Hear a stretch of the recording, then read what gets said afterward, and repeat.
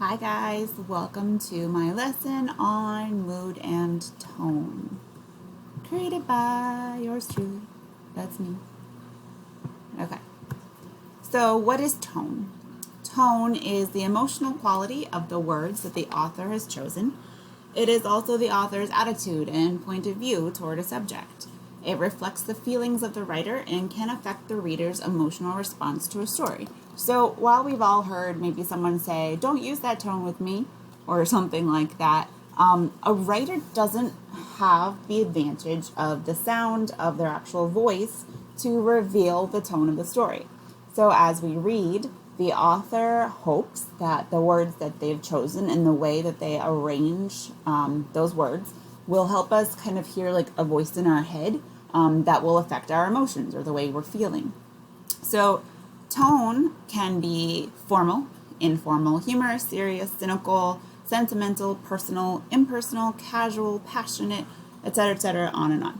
All different kinds of things. So something that's very related or closely related to tone is the mood.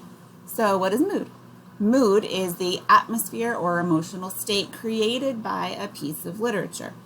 So mood is usually described using expressions of feeling and emotions such as fear and anger and hatred and contentment or loneliness, confusion, happiness, excitement, and jealousy, just to name a few. To put it a little bit more simply, the tone of voice a person uses with you can elicit different emotions or moods. When your brother uses sarcasm, it can make you feel disdain or maybe sometimes make you feel kind of humorous or excited. This depends on the circumstances and context. When your dad bellows at you or yells at you, you might feel fear or anger. When your grandma speaks softly to you, you may feel contentment or a sense of safety. The tone sets the mood in writing and in life. So, with that in mind, keep what you just learned about tone and mood in mind as you listen to chapters 3 and 4. The questions about these chapters will directly relate to this lesson, and this is something that is kind of difficult because it really relies on you, the reader, to pick up all the clues that the author is setting down for you. They do that and it's there, but it is a little bit tricky. It's not something that's always super clear.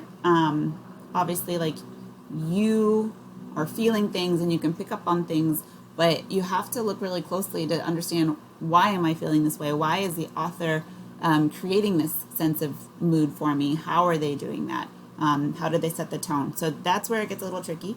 All right, but we're going to get started. We're going to try it out, and we'll keep working with this mood and tone stuff because it's something that you're going to keep encountering as you do work in all of your ELA classes, all the way up, way through middle school, high school, into college, all of that. So, all right. Well, I hope you guys have a great day. You guys are awesome, and good luck with your reading. Bye.